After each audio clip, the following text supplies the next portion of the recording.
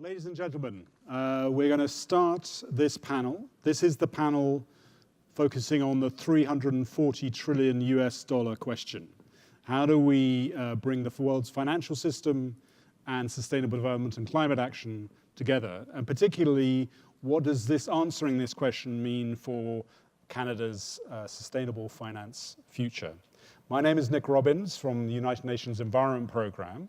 Over the past 4 years, we've been working with financial institutions, central banks, finance and environment ministries, civil society organizations across the world to see how we can harness the world's $340 trillion for climate action and sustainable development. That includes the $10 trillion US here in Canada's financial system. What I'll try to do in the next 5 minutes or so is just give you a whistle-stop tour of how the world is mobilizing behind sustainable finance. And then I'll turn to our panel of financial leaders from here in Canada to explore how Canada's financial sector could accelerate its action on this issue. Paris. Paris is really, of course, where a lot of this began. Climate change being the focus, the Paris Agreement on climate change, the Eiffel Tower here, the agreement reached on the 12th of December 2015. Now, for the first time, an international climate agreement included the goal of making all financial flows consistent with a low-carbon, resilient economy. More than that, sustainable finance was also one of the key factors that made Paris a success. Investors were stepping up and divesting from high carbon assets, reallocating capital to green assets, and calling for policy reform, notably putting a price on carbon. France is also home of one of the world's largest issuance of green sovereign bonds. A sovereign bond issuance issued last year, not just to raise money for the green economy, but also to cement Paris's place as one of the world's leading financial centers. Next stop.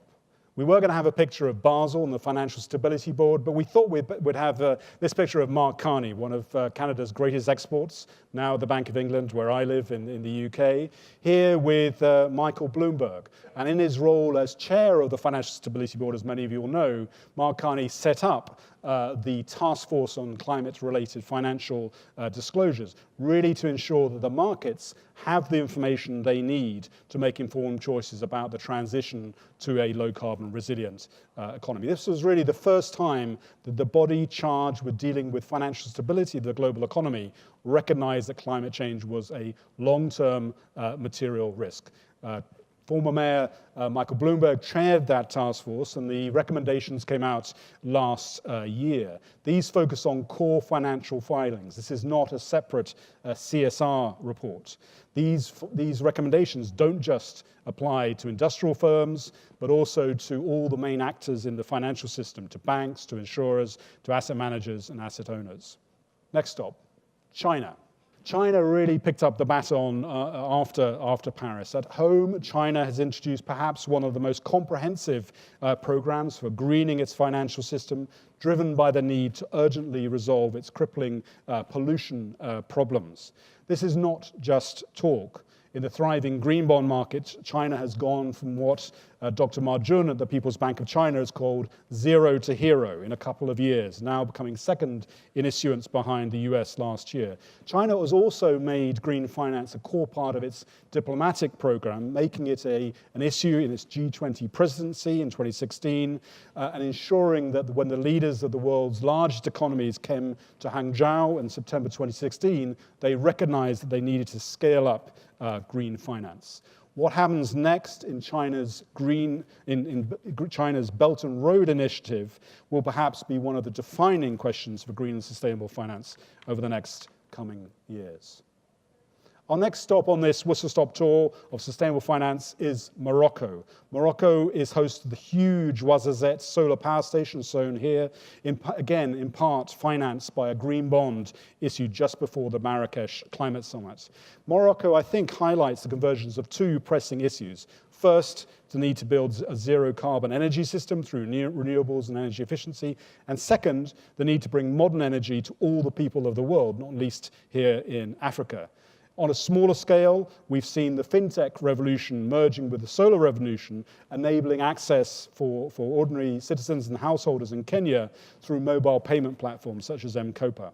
And Morocco was also the host to the world's first meeting of financial centers looking to see how they can accelerate action on sustainable finance. And I'm delighted that the Toronto Financial Services Alliance is part of this network of financial centers for sustainability.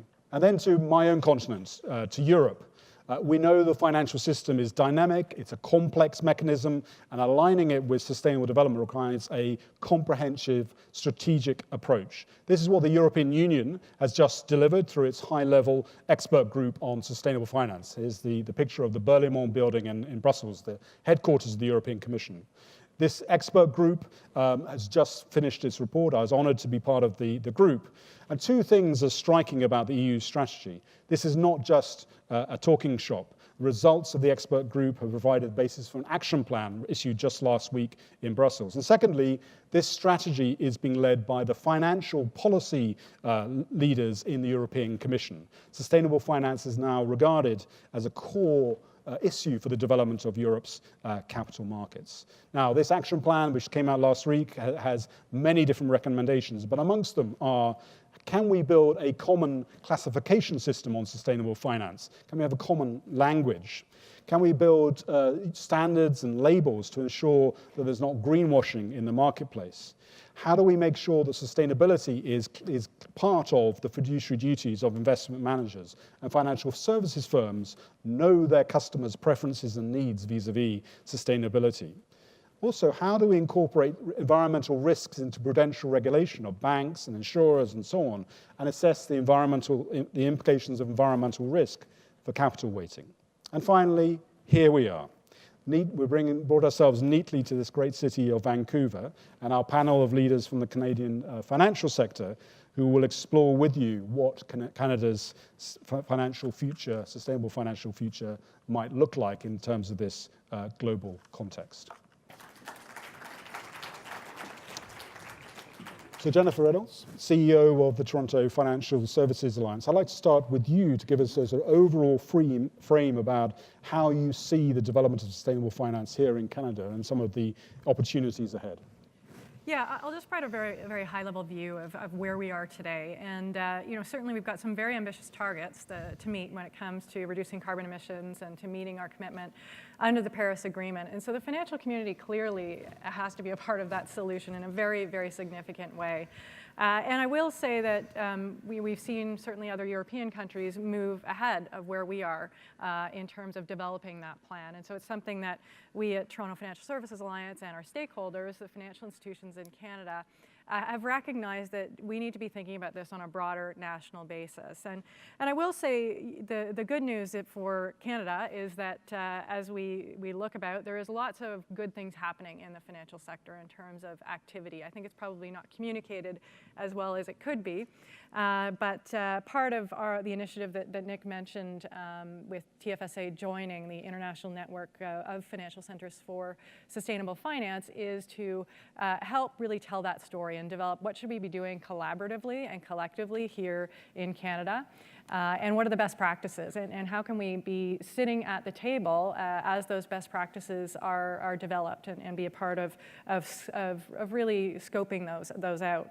And it's huge impact. This really is, we always have to bring it back when everyone here knows that this is not just a green initiative. This is about the economy. And so we need to start talking about it more broadly in those terms and make sure that all Canadians understand this is about the economy and it's about everybody's wealth. So we certainly are seeing lots of activity, as I mentioned. I'll just talk very briefly about 3 areas. Disclosure was one, Nick, that you mentioned. In terms of a regulatory perspective, it's really the Ontario pension funds must just have disclosure around ESG issues. But we're seeing that even for those who aren't subject to that type of regulation right now, really step up. So whether it's the pension funds or the banks or insurance companies, people are very active in this dialogue here in Canada and are thinking about how are we going to support things like the Task Force on Climate-Related Financial Disclosures, the TFCD, and are we aligned with that, and are we making sure that we have disclosure which is really meaningful and allows people to make intelligent investment decisions, whether you're a lender or an investor. On carbon initiatives here in Canada, again, we've got the banks very supportive there. They're members of the Carbon Pricing Leadership Coalition. And certainly, we are also seeing the pension funds stepping up and announcing plans to review the carbon intensity within their portfolios as well. So, and this is an important dialogue we'll speak more about, but there's always, how does that transition take place? Do we all of a sudden sell all of our oil and gas companies? Or do we slowly make that transition and start investing into renewable sources of energy? So we can talk further about that, but that certainly is something that the pension funds are thinking very hard about today. And clearly insurance companies are at the forefront of climate change. This is part of their business. They need to be thinking about that. Here in Canada, the insurance industry was instrumental in the National Roundtable on Flood Resiliency, and that's a very important dialogue. So we have seen leadership, and there's many examples of that, whether it's through their investment in renewable assets and energy, or in taking part in these particular types of dialogues. One other thing I'll mention about renewable energy is just in the clean tech front in Canada, we actually have the largest number of listings on TSX globally of any other country. So that's, we do have an understanding and an appetite for investment in that sector, which is important. A lot of those companies tend to be small, so how do we help them scale is part of the issue. But we should really start to capitalize on that in Canada. And then finally, on the green bond front, this is something we're seeing really an emerging market here in Canada. The last year, we had issuance of close to $4 billion, which is more than the cumulative issuance to date.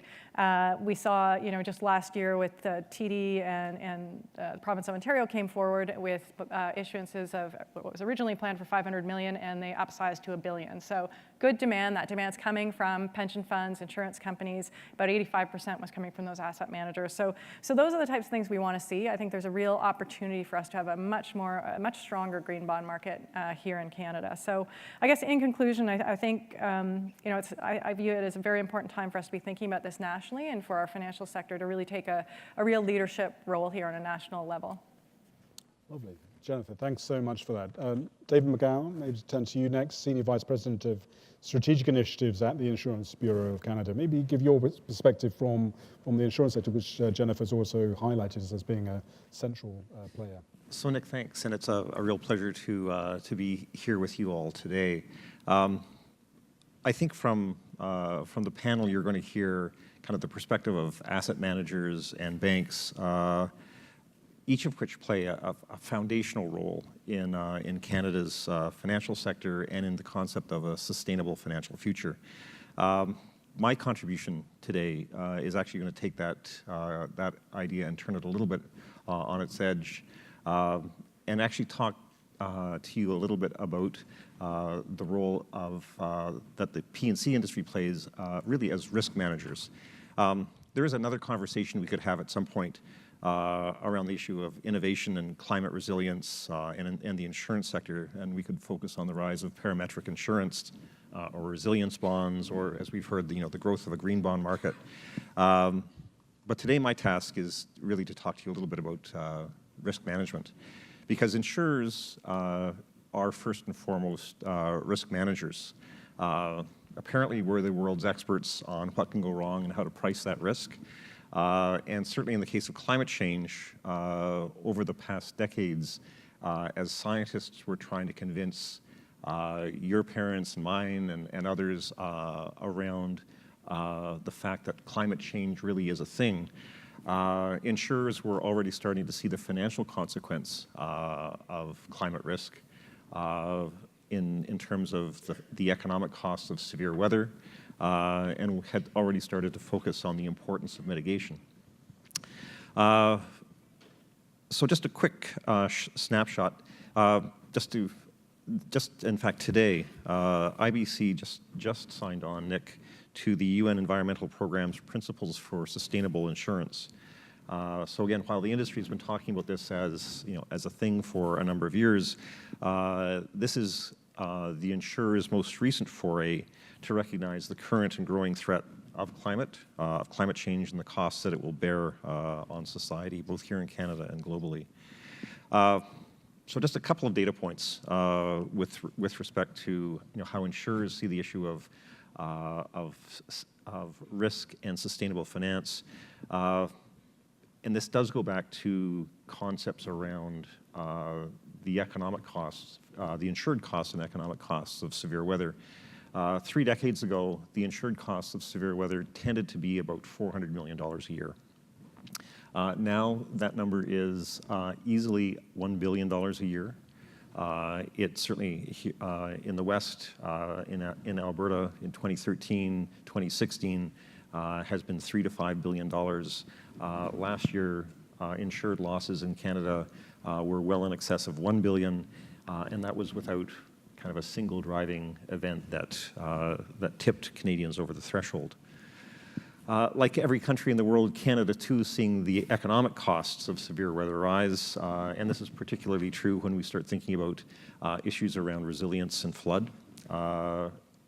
Unlike every other G7 country, Canada does not yet have a national plan to deal with issues around flood and flood resilience. Although, was just mentioned, Ottawa did convene a national roundtable on flood mitigation last fall, and there's a second one coming up this spring. Insurers have, in fact, embarked on a discussion around a sustainable financial future and climate resilience, specifically as it pertains to flooding. And the question that we're working through with both governments and Canadians is how do we collectively protect Canadians, and can we do anything, in fact, to reverse the rising costs? Another way of asking that question might be, how do in fact do insurers contribute to a sustainable financial foundation for Canada? And likely the way to think about this is really to think about a sustainable financial future and risk management. You need to really think about it as a whole of society thing. That implies a real role for the insurance sector. It implies a real role for governments, and it actually implies a real role for Canadians generally. There are kind of roles and responsibilities here. Insurers have a real role to make sure that there's a robust suite of insurance products that are available, and that's starting to happen. Governments have a real responsibility to lead with good policy, to reduce systemic risk, and that can be demonstrated either through thoughtful risk-based land use planning. It can be investments in aging infrastructure. It can be something as simple as tighter building codes. And homeowners too have a real role to play. So if you get the right insurance products along with governments taking action, the next thing that we should be focused on in thinking about sustainable financial futures is the importance of educating Canadians on the risks that they face. And again, that's a world where both industry and governments can take responsibility. So just real quick to sum up, for insurers, supporting the transition to a more climate resilient economy means getting the incentives and disincentives lined up appropriately.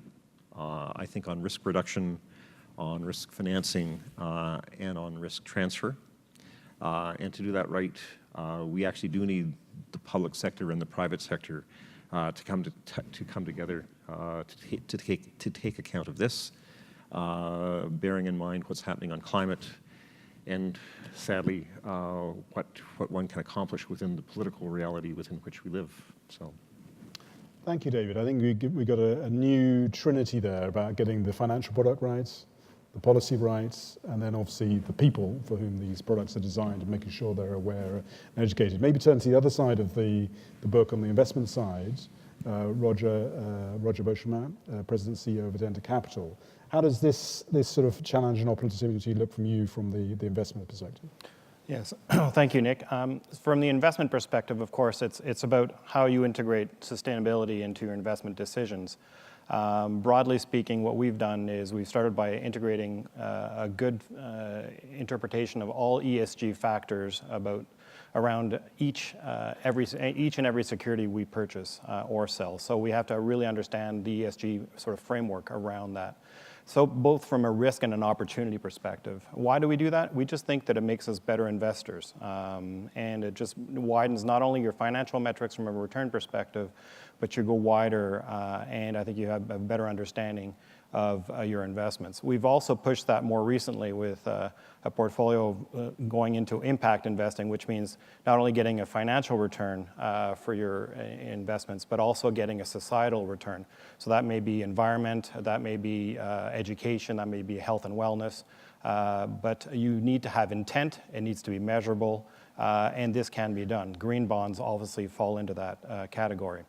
But as we look at the Canadian landscape now, I think what we're finding is that it's a very collegial atmosphere. I mean, we're finding even ourselves here today with insurance as fellow investors, with asset owners and the banking sector. We need to work together. We're a small population, but we need to get ahead of this because the sustainable framework is coming. So as Canadians, I think we have an opportunity to really take now in North America, since our sort of partners to the south, at least politically on the federal side, have chosen not to participate in this anymore. And this is still going to happen. Why? Because it makes sense. Again, these are issues that become material investment decisions. Materiality for us as investors is it would change your mind. It would change your opinion on a stock or a bond if you have this information in your hands. But if we look at the three sort of challengers, there's three sort of pillars that I would argue right now that we're working on as an industry. Again, this is all about a capital allocation. So if we're going to fund clean tech, well, we have to flow capital to it. If we're going to get out of things that are more risky, we have to flow capital out. And that is really the name of the game. It's very simple, but it's hard to get ourselves organized to do that. One of the main drivers that we're facing is education. We need to educate not only our investors. I mean, the CFA, body of knowledge, the CFA as Chartered Financial Analyst, is only included sustainability and ESG issues in its body of knowledge in the past 2-3 years. And it's only really de minimis. It's starting, they're getting there. But this is, so if you think all investors do this, no. This is, any investor over 40 probably doesn't, any investor under 40 probably gets this for sure. It sounds natural. So from the investor standpoint, that's a huge work that we've got to do. On the client side, this is the first time in my lifetime in the industry, 20 years, where I'm ahead of my clients. The clients really don't understand sustainability and how it fits into their portfolio, how it influences their investments. The consultancy is the same thing. And even with the issuers, we're talking about green bonds. We're working with green bond issuers from an investor perspective because what does a green bond need to do? Well, they need to have, those metrics I was talking about at the beginning. You need to have a financial return, but you need to have societal returns. They need to actually get back to us with metrics of how the money is allocated and what projects and how far it's going. So it's actually quite a bit of work from the issuer perspective. And that brings together, that whole work for the issuer brings together the disclosure issue. We need to structure that disclosure. And we have a framework that's been, Mark Carney was very involved in getting the Bloomberg Commission going. And that created the TCFD framework. And that is really we don't have to invent it as Canadians, it's there. What we should be doing is making sure it fits to our Canadian model and we adopt to it. So the disclosure piece for us, it's very important because again, as I talk about materiality, if it's material, I need to find out about it as an investor, and that's my view. So we're trying to get the TCFD adopted, and I think that's what we need to do now in Canada. It's coming, so we need to make it Canadian, and if we can make it fit into our world, we have to. So we may as well be amongst the leaders. And the European high-level expert group has really proved to be the roadmap that we should be following. And we've got a huge opportunity from a North American perspective to be to be the fast followers. We don't need to be the innovators on this, it's already done. We can be the fast followers now. And then the last piece is on scope of duty. So from a regulatory perspective, again, we are asset managers. We work on a fiduciary basis. So we're fiduciaries for our clients. The decisions we make for our clients, they own those outcomes. So it's very important for us to do the right thing. But right now, the right thing is only on financial perspective. It doesn't include sustainability. So we have to include the scope or widen the scope of fiduciary obligation to include sustainable investments. And I think I'll just sort of leave it as those three sort of challenges we need to work on. Thanks very much, Roger. I think you made many important points, but one which was interesting, that this is of the frame of sustainable finance is broader than climate issues. I think that's what people understand, but you were talking about societal return and the social dimension. So I think that will come back in our questions. Mark Seavey, the Chief Executive Officer of HSBC Asset Management here in Canada. Again, from the investment side, what are sort of some of the new trends that you're seeing and some of the innovations you're seeing in your world as we sort of reach to respond to sustainable finance? Let me start off perhaps to give you a little bit of a perspective on sustainability at HSBC. We're a bit in a unique position for the very simple reason that we're in 67 different markets around the world, and half of those markets happen to be in developing economies where the bulk of the growth in population, the bulk of the growth in economic activity, and to a certain extent, the bulk of the growth in carbon emission will take place over the next several years, in fact, a couple of decades. So that puts us in a little bit of a unique position as such that we can influence the developments in the financial industry in those markets and take the learnings from the developed markets to take them to the developing markets early on in their growth trajectory.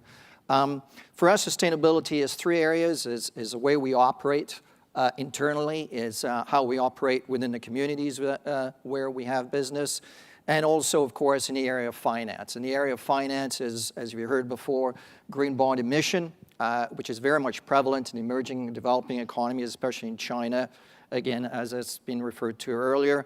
It's also how we lend to our corporate customers, and this country is very much relevant, of course, and it's also how we invest money.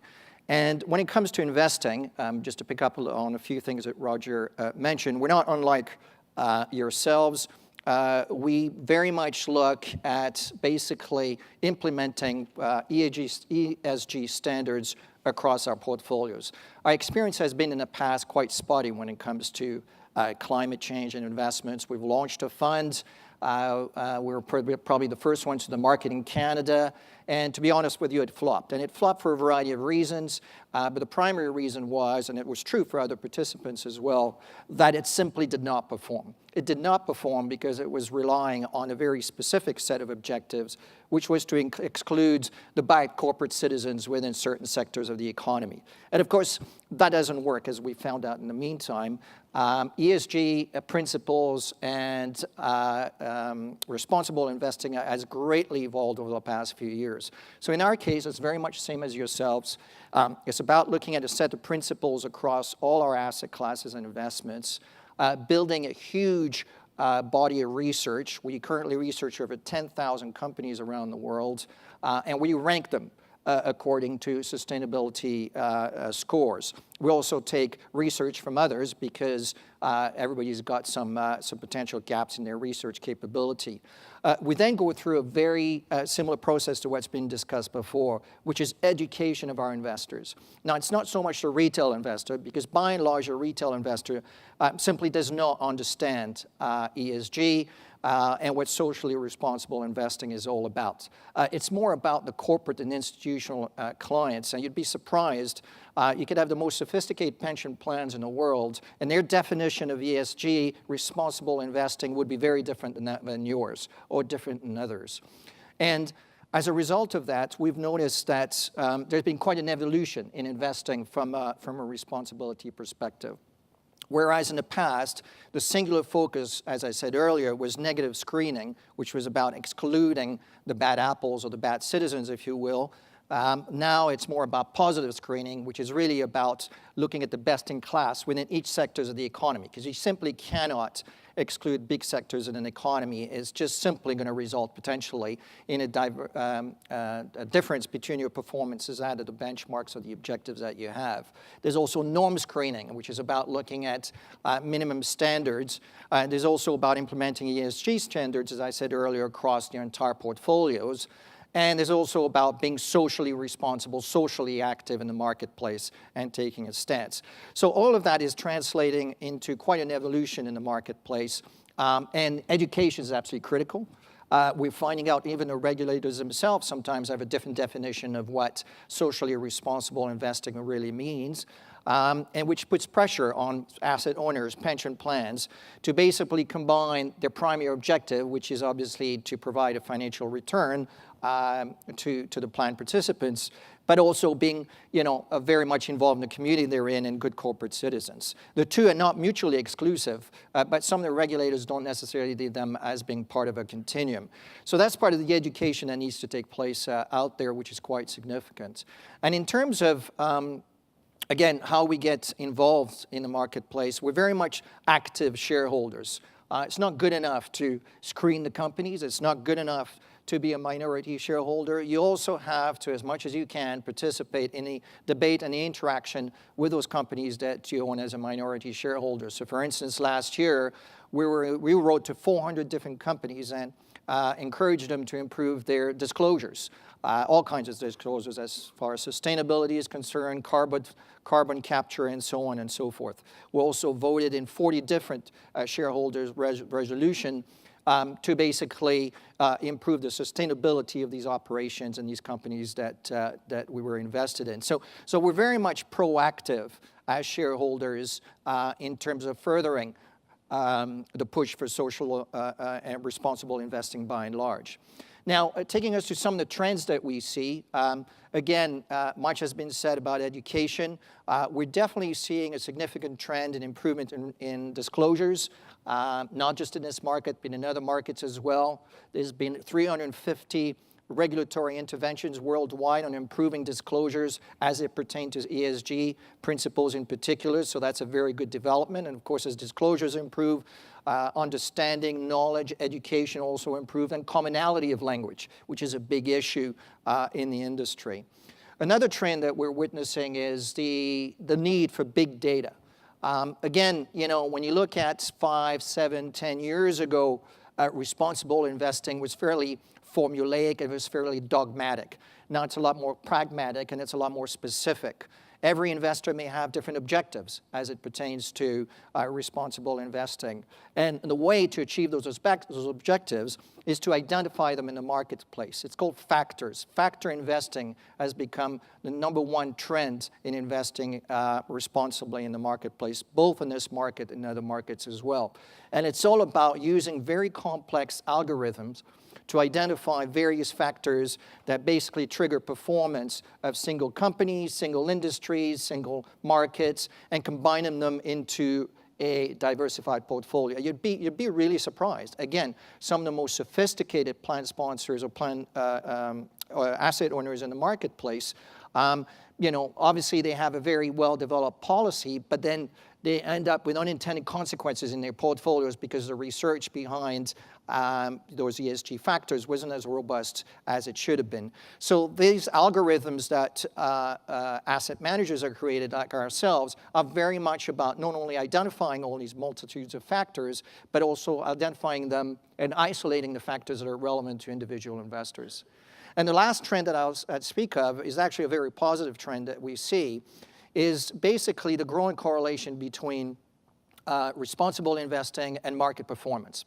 Again, whereas that was not the case historically because of the rather formulaic way of operating a responsible portfolio, this has changed very dramatically of late for a variety of reasons. We talked about disclosures, we talked about regulation, but also as asset owners and asset managers in the marketplace, we have a growing influence on redirecting capital to where capital should be. In other words, we're the more responsible entities. And we're seeing, because of that, partially, a growing correlation between market performance and responsible investing, which is one of the most positive trends that we can expect in our business at the present time. Brilliant. Well, thanks very much. We've had a great stock take there. I think we see lots of positive momentum, but I think a number of areas where we got to speed things up a bit. Maybe if I could ask the panel to pick up on the point you were just making there, Mark. You remind us about actually how we need to get the risk return right, and we need to deliver investment performance. There are lots of different strategies that you talked about that investors can take.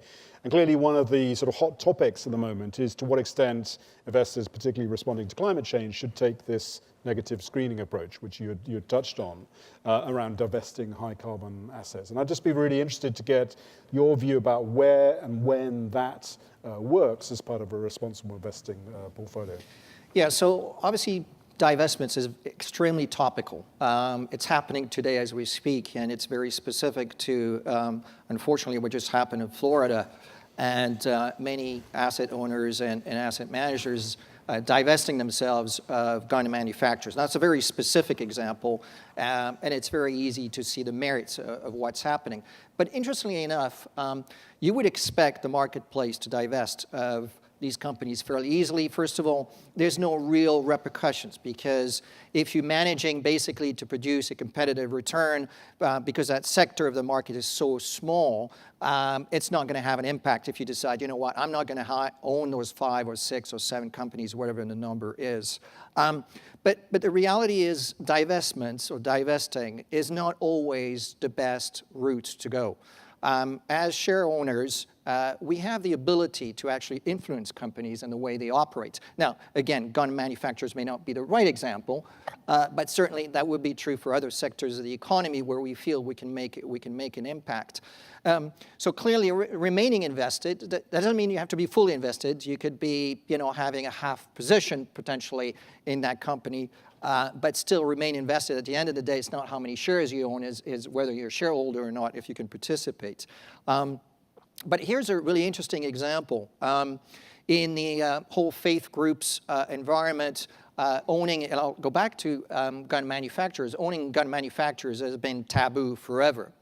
But what we've seen post, I think it was, unfortunately, one of the previous mass shootings that took place, what we've seen is actually some of these asset owners to actually take a marginal position in these companies and become active shareholders, which they've never done in the past. But they've come to the realization that you need to do so, because otherwise you're simply not at the table. And one last thing about divesting or not divesting, if you divest automatically as a matter of policy, all you do potentially is leave the other investors who perhaps don't have the same standards as you do actually continuing to invest in those companies.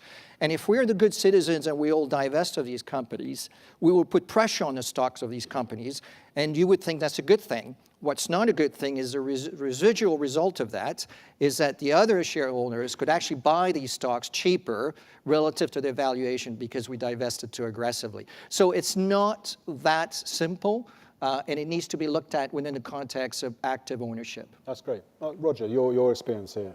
I think we try not to be dogmatic. What we're dogmatic about is stewardship. We are completely involved in making the point to the management teams. And often especially with climate change, this is all about transition. So, I mean, if you're transitioning to a better place, to a lower carbon, you're starting probably from a place of a higher carbon intensity. So what you need to do is really help companies understand that, A, they need to pay attention to this, and then help them along. So should we not be involved in a company that is maybe an energy company that does carbon exploration, oil and gas, but they're starting new projects that are, let's say, a wind farm, because they're an energy company, right? And so we shouldn't be involved with them, but that's part of the transition. Shouldn't, in fact, we help them get to that new transition? So that's what we do. What we do find, though, is if we're hitting a stone wall and we're not getting any change out of the management team, then we become of a view that that company is more risky. And therefore, we expect a much higher financial return if we're going to own it. And that's unlikely going to happen. So therefore, then we make an economic decision to get out of that company. But that's again a capital allocation decision. So we tend to view that we actually we try to preach to the not converted and get them there and move them along, and to be very active. And also, one of the things we do, and this has been noted to us by a number of management teams, is when they do something right, we actually write them a letter too, saying, "You did that. That was a great thing." And sometimes they go like, "Oh, really? You noticed?" Yeah, that's part of the work. So it's a hot topic, but our view is that it's probably wrong-headed. Well, the other thing too is, especially on the carbon footprint side. If you have a high carbon intensity, especially an exploration and production company on oil, their product is going somewhere, right? And honestly, we need to look at that second level too. Where are they selling to and who's using it, right? And I think that's a bigger question. They use up about 15-20% on the exploration side and production side. 80% flows through. So actually, when you're charging your iPhone for having done a couple of what's the best restaurant within 15 feet of here, and you're using up energy, you're using up all that, you're not paying for that, right? There's a bunch of unpaid externalities in this whole discussion because we're not pricing carbon. And when we do, then we will not just be penalizing the exploration and production companies, you'll be penalizing the companies that actually just spend the carbon all the way through. That's great. I would add to that is just, we do have to think about this as a transition in the economy. And so obviously the end goal is to get there and to be using all renewable sources of energy. But, there's jobs that we need to think about. We need to think about how do those jobs get turned into different jobs in the new economy. And so I think from that perspective, this discussion around how do you push these companies the right direction helps facilitate a more orderly transition generally in the economy. No, very good, very good. One of the things we picked up was this question of innovation and the new economy, and you mentioned, Mark, this question of algorithms. What was very striking in Europe when this Sustainable Finance Plan was launched, the same day the EU launched its plan on fintech. The fintech plan said nothing about sustainability, and the sustainability plan said nothing about fintech. Now, Toronto, lots of exciting things are happening about fintech. So how do you see these two sort of mega trends coming together, sustainability and fintech? Do they come together? I think they haven't as of yet. Unfortunately, I would say those dialogues are happening quite separately. But I think, I hope we're going to start to see it come together around clean tech. I mentioned earlier that we actually do have, a strong investor interest there. So we need to think about how we really are bringing those two dialogues together, certainly, because we need to be financing those types of technologies in our economy. I think, in Canada, the bigger question too is just not only getting those technologies, but commercializing them in a very big way. So that's the other thing that we struggle with here in Canada. So we need to be thinking about that. But I would say we're new in bringing those two dialogues together here. Right, right. And then I think the discussions come up in terms of regulatory frameworks. Most of our financial regulatory frameworks have not been designed with sustainability in mind. I think we heard the fiduciary duty argument. I hear a lot, David, from insurance sectors who say some of the insurance regulations that were designed with very good intentions in mind actually could put a brake in terms of allocation to sustainable infrastructure. What's your sort of view about what do we need to do in terms of that regulatory framework? Well, Nick, I do think that in terms of regulation, and thinking about sustainable financial foundations, we're actually often talking about the unintended consequences of good ideas. I mean, there's rarely, within the financial sector, we will always moan and groan or arm wrestle at the margin in terms of either the effectiveness or the intent of regulation. But generally, they're there to ensure that firms are safe and sound, that consumers know with whom am I dealing. So the regulations in themselves are foundationally correct. But now we're coming into a world where there are firms in the marketplace that have active targets for green investments, and there are times when the regulatory environment restricts a company's ability to choose the kind of asset classes that it would like to invest in, and those restrictions again are there in terms of trying to create a safe and sound environment. But I think there are opportunities for governments, for regulators, and for the financial sector to have thoughtful conversations around are there, at the margin, are there opportunities for more focused investment strategy? Great. I'm going to turn to you in a few minutes, so get your thinking caps on and think about the questions you want to ask this panel. We've got a lot of rich experience here. Now, in Europe, we've just been through this high-level expert group process, trying to coordinate 28 nations and hundreds of millions of citizens around sustainable finance. So if Europe can do it, can Canada do it? I hear it's quite tricky in terms of this federal nation stuff. So how does Canada get it sort of this strategic framework together? Well, I mean, if I can take a stab at it, obviously, the other thing about Canada is it's a federation. And if you took it at the regulatory level, you've got the federal level, some countries are at the federal level, others at the provincial level. And then, from on the asset management space, it's more on the provincial level, and there's not a national regulator, but there's the Canadian Securities Administrators that work together. But that's a wrinkle that makes it complex. But I think that the hope is that if we can get a collegial approach, and what we do have in Canada is an ability to speak to the regulators. We have an ability to speak to governments. It's not adversarial like it is in the States. And if we can, and I think that's what we're trying to influence here is, but it is complex. There's no doubt. Right. Other comments on this of how we get this framework coming together at the national level? They were looking at me, so I guess I'm going to have to answer the question. Well, I think just to pick up on what Roger said, I think, we obviously are a fragmented regulatory framework. There's no doubt about that. And as I said earlier, I'd like to say we're the most regulated country on a per capita basis. I think that the opportunities for us is clearly to take advantage of what are the core industries in our marketplace. When you think about the TSX, taking it back to investments again, resource sector and the financial sector are the biggest sectors by far. And we're in a unique opportunity in Canada because we have a very reputable, stable financial industry with some of the best brand names in the world for all the reasons that we know. And we have, next to that, very large resource company, energy sector. We have a unique opportunity of, the financial industry and a resources industry, and of course the regulators working together on a framework, that makes sense to this country, but ultimately could be replicated in other jurisdictions as well. I think we need to take advantage of our DNA that we have today and export it to the extent that we can. Because, you talk to the Europeans, I mean, they're far more advanced than we are in responsible investing. In particular, I think ESG principles represent 50% of their assets, and we're like at 35, 38%, if I'm not mistaken. But actually, that's better in the US. They're like at 20%, and in Asia, they're non-existent.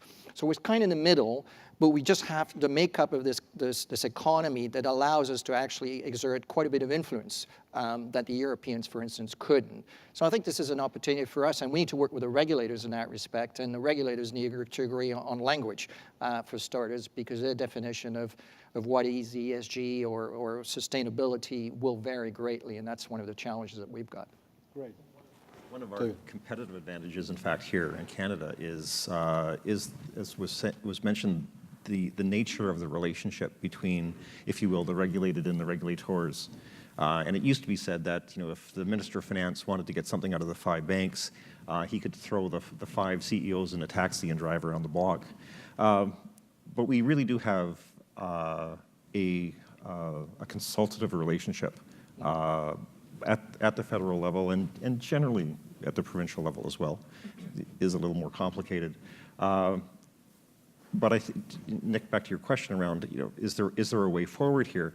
I think the way forward, the foundation of the way forward is the fact that we have decades of generally cooperative relationships between the financial sector and the regulators.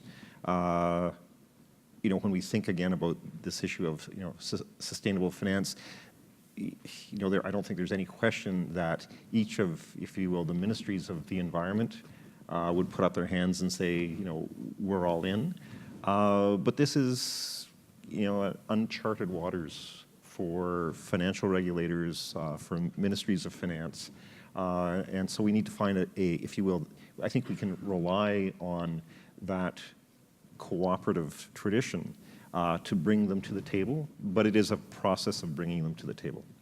I think that's an interesting point you make. I think that in a sense, environment ministries might be on board, but actually maybe we need to bring other ministries. And I know, Jennifer, about, in a sense, you talk a lot to the core ministries, finance and so on. You mentioned jobs earlier.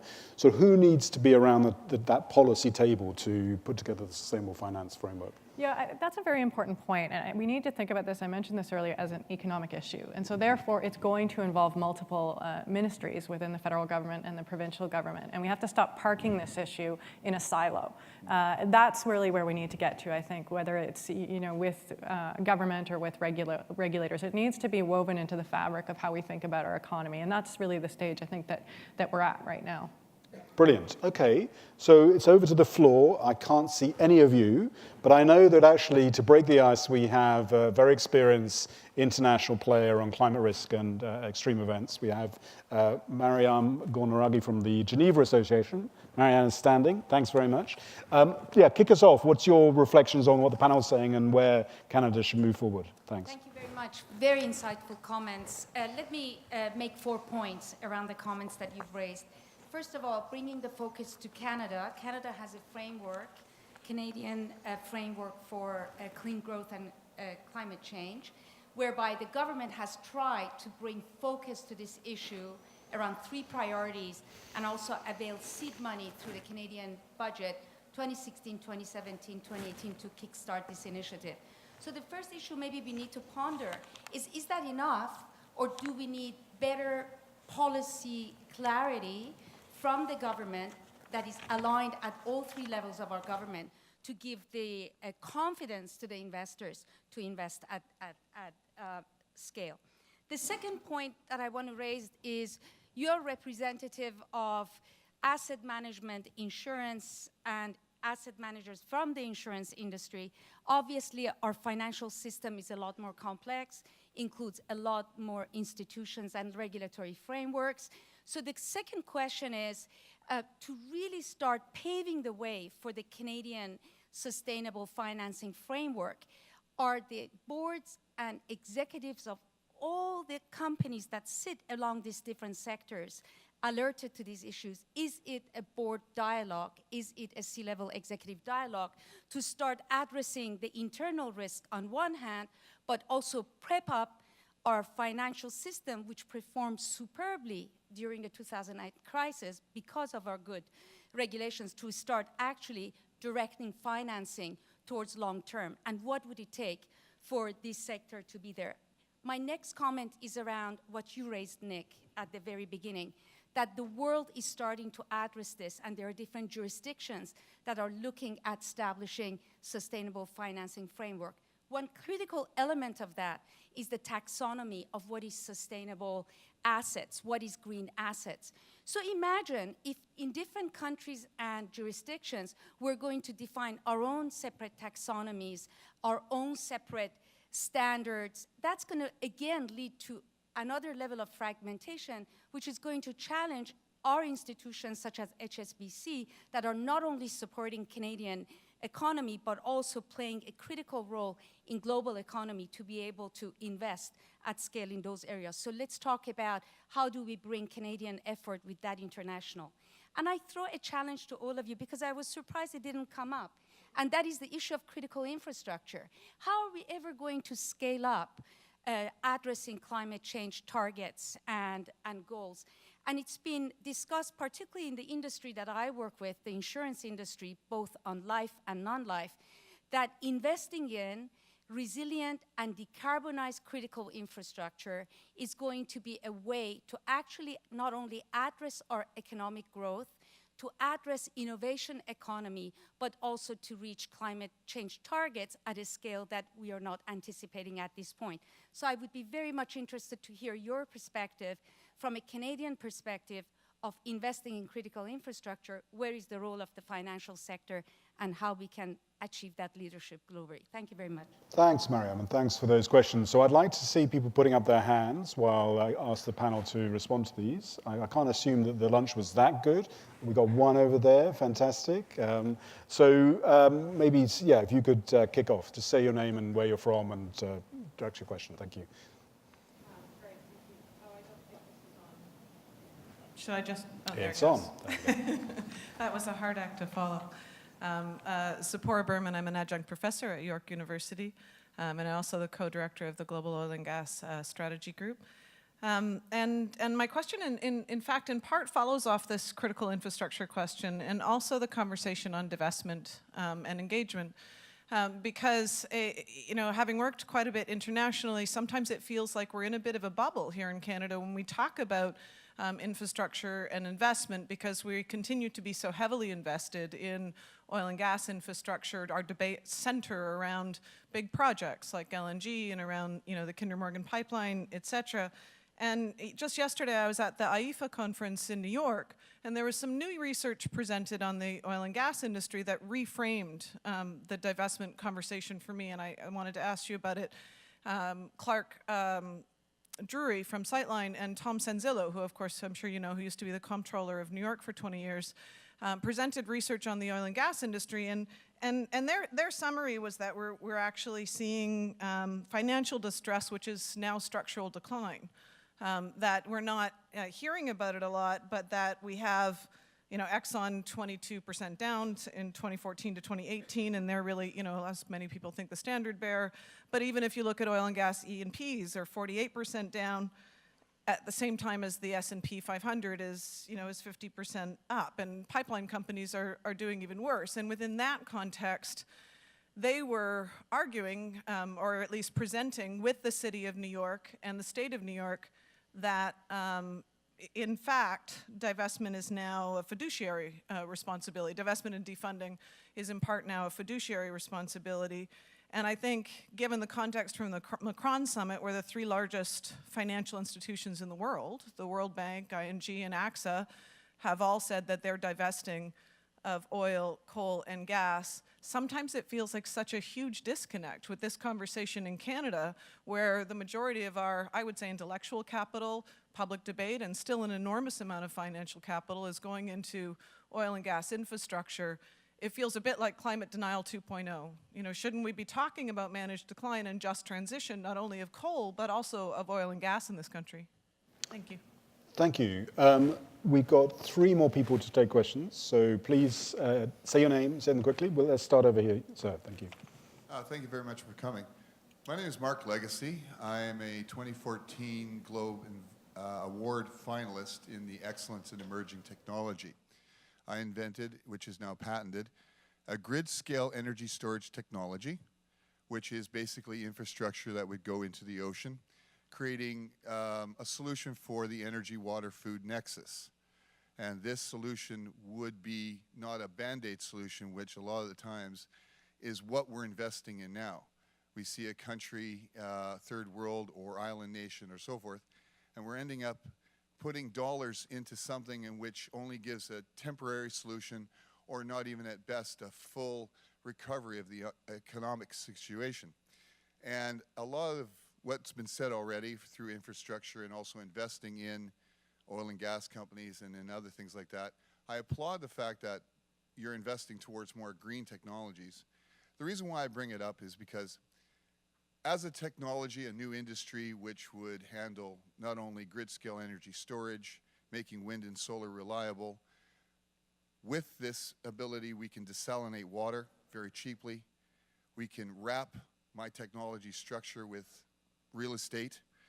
We can provide marine habitat and oxygenation in the water, and as well as creating cyclical jobs, because at the end of the day, we have a continental shelf that basically 165 countries of this world can then take advantage of wind and solar in a much more reliable way.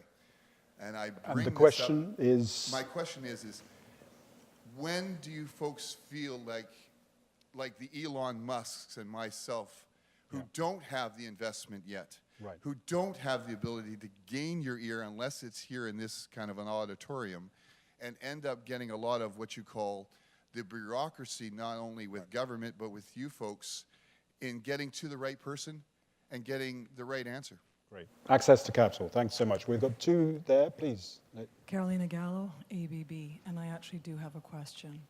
With reference to the complicated nature of the Canadian Confederation, what do each of you think of the federal government building the enabling critical infrastructure? And it would be underwritten by the insurance and financial institutions of Canada. So it would be a collective scheme, coast to coast.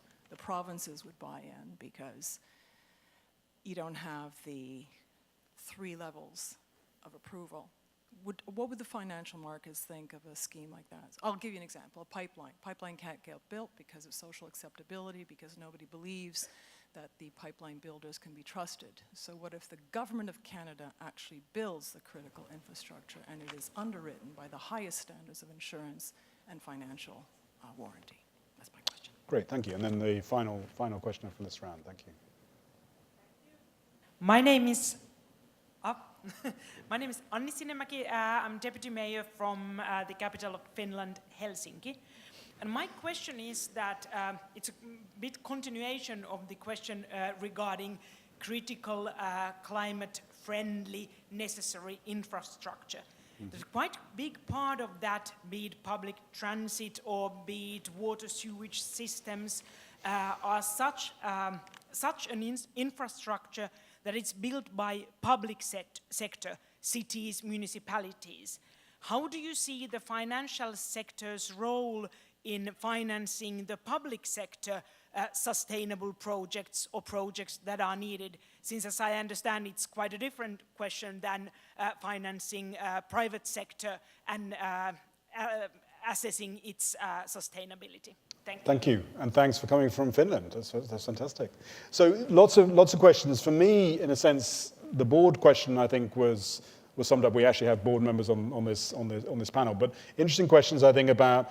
Could we be entering an age where we have a fragmented set of standards and taxonomy around the world? How do we have a global approach? This question of critical infrastructure, financing, the public side, and so on. Questions around the oil and gas. Do investors need to respond, be ready for an age of managed decline and a just transition? And I think this very, very important question over here about what about access to capital to entrepreneurs? This is not just maybe the big corporations, but the entrepreneurs, the people coming up with the innovations of tomorrow. So over to you, panelists. I'd like your views on those. Thank you. Well, maybe I'll start with some of the questions around critical infrastructure and maybe the last one that was particularly for public sector funded infrastructure. How can these, where is the access to capital there? And there are, we have examples, access to traditional capital markets clearly, but there is innovation in the public funding of infrastructure, and particularly in a world of climate-related, climate-resilient infrastructure. The insurance industry over the last 2 to 3 years has developed something called resilience bonds, and this takes two general concepts.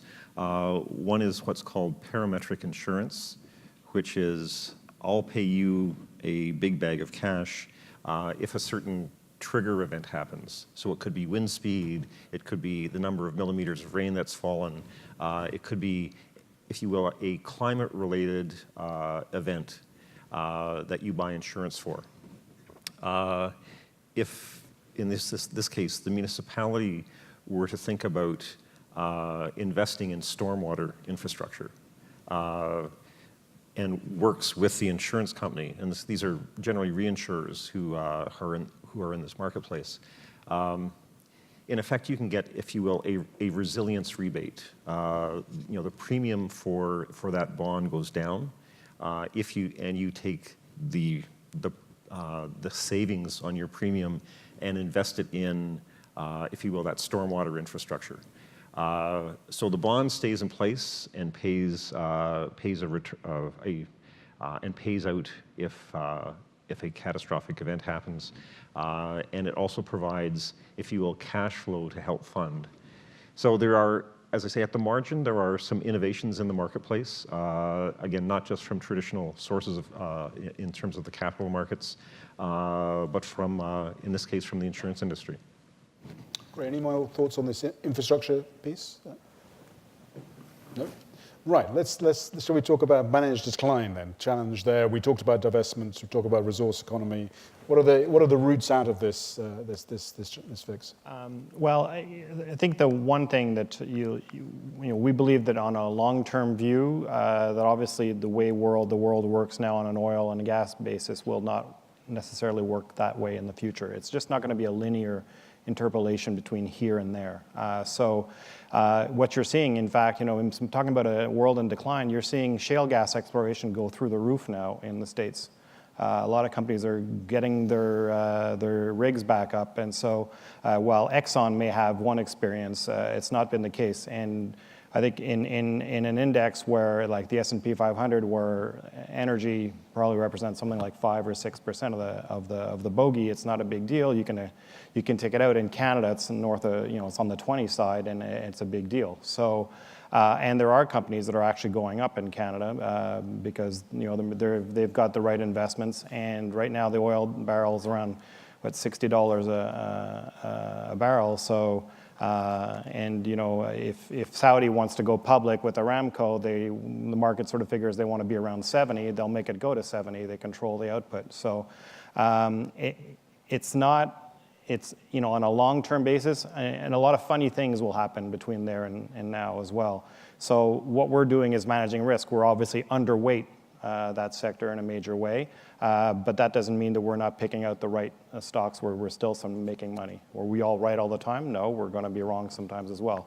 But I think that's how we're working at it. So we don't think it's prudent, certainly not in the Canadian market, to be completely out of the sector.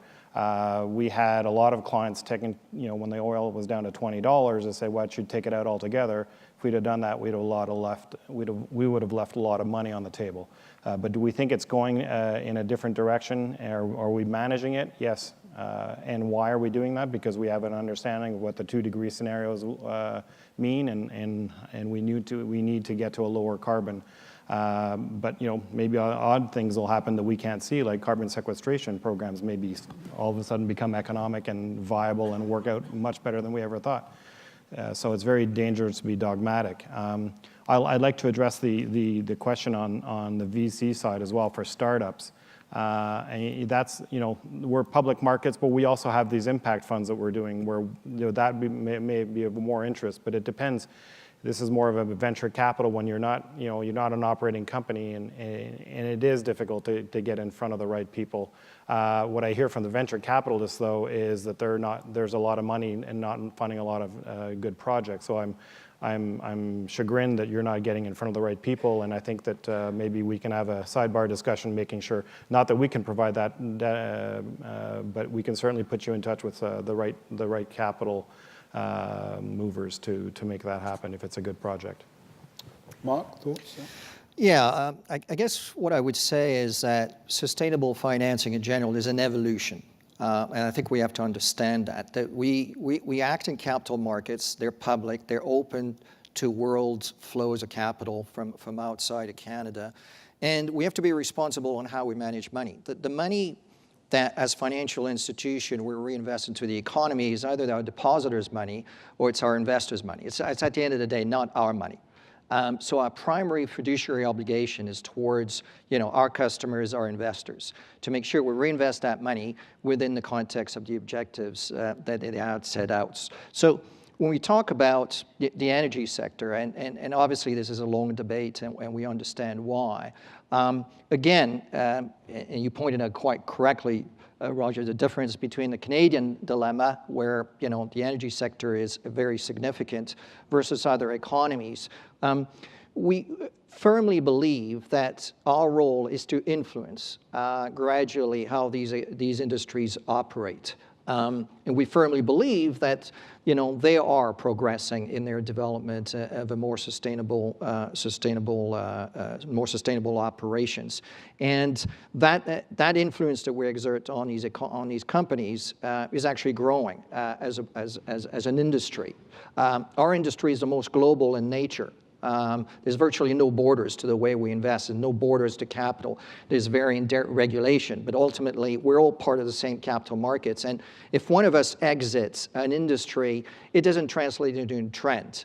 The odds are somebody else will replace us. So being radical about how we act in our fiduciary capacity is not what we think is the right answer. It's more of an evolution. However, I would agree that we have an opportunity, especially ourselves at HSBC, being a global player, to take the learnings from an economy that is more developed or a market that is more focused or more regulated like ours, and take those learnings to other economies that frankly are probably going to have more of an impact in the sustainability of our economy and society going forwards. I think that's how we want to be activate shareholders, and that's how we want to influence the industries. We don't want to be radical about what we do, again, because we're always reminded it is not our money that we invest at the end of the day. Just add to that point of, there was an earlier dialogue too around the board, and are the boards in the financial sector focused on this? And I saw recently a study that looked at what are the top 10 concerns of chief risk officers in the financial industry in Canada. And if you went back 3 or 4 years and you looked at climate risk and where it would have ranked on there, it would have been close to the bottom of the top 10. If you look at it today, it's in the top 3. So that's a significant change here. So I assure you, if it's on the chief risk officer's mind, it's on the board's mind, and they're talking about it. And so this is something that is a regular dialogue within the boardrooms of the financial sector. And I think that as we've been talking about over the day, it's what is that broader strategy, not just within that organization, but within the Canadian economy, about how we make this transition and how we address climate risk issues. And this question of access to capital for clean tech entrepreneurs, you highlighted the strong cluster that Canada already has on that. I mean, what can be done to make that expertise and resource more available to the pioneers, as we heard? Yeah, I spent a couple of years in the venture capital space, and it's always the struggle to connect young entrepreneurs with the capital there. And the question is, do we have enough capital in Canada for these projects? Are we attracting capital from outside of Canada as well to some of our great entrepreneurs here? So I think this is something we need to think about. We have accelerators in different areas, and do we have enough clean tech accelerators out there today? There tends to be, right now there's always hot things in technology, right? And where the people are gravitating towards, and so you'll see venture capitalists all rush towards one area. So I think we need to hopefully create an environment where hopefully they're rushing towards these types of technologies, because it's really important for our economy right now. Great. So we're running to the end of our time for this panel. Lots more questions to be asked, but Globe happens every 2 years. So we come back in 2 years' time to this great city. What do you hope will have been achieved in terms of Canada's sustainable financial future? Will this coordination problem be fixed? Will we have a strategic approach? Maybe start with you, Jennifer. Where will we be in this 2 years' time? What needs to happen? Well, I think certainly over the 2-year period, we'd like to see a national strategy here that is woven together with the private sector, with government, something that makes sense and that is very actionable for the financial sector. I view it as we have actually tremendous strength in our financial sector in Canada. We're the second largest financial center in North America and 7th globally. So let's take that tremendous amount of talent that we have there and have it look at this issue and work towards creating a real, as I said, actionable strategy there. The comment was made earlier that we don't have to reinvent the wheel here. There's lots of great things going on around this. So let's just move quickly and be a leader. I certainly think there's an opportunity for us to lead in North America and elsewhere as well. But there was a study that came out actually that showed our ranking in terms of sustainable finance in North America. We're 4th today. I think there's an opportunity to be first, no doubt, for Canada. So I'd like to see us be mobilizing that expertise to achieve that goal.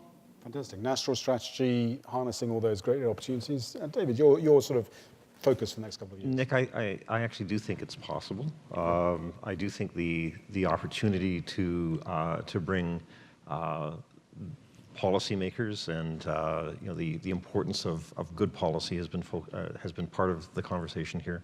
It's possible to bring good policy, good regulation, and the private sector together. I do think that we can create a Canadian framework. 2 years is not a lot of time, but it's probably enough time. Brilliant. Roger. I don't know. I'm an optimist. We're all here. We don't have a bank, but I mean, honestly, we easily find one, right? As you know, and you'll attest. And I'm hopeful that in 2 years we will maybe not have the report from a high-level expert group or a task force, but we'll have maybe an interim, or at least we'll have it set. We'll be on our road, and that will be enough to give us a leadership perspective and start getting the job done. But we can't lose too much more time. Fantastic. So yeah, it's not a report we need. It's not a report we need. We need action. And Mark, maybe close us off.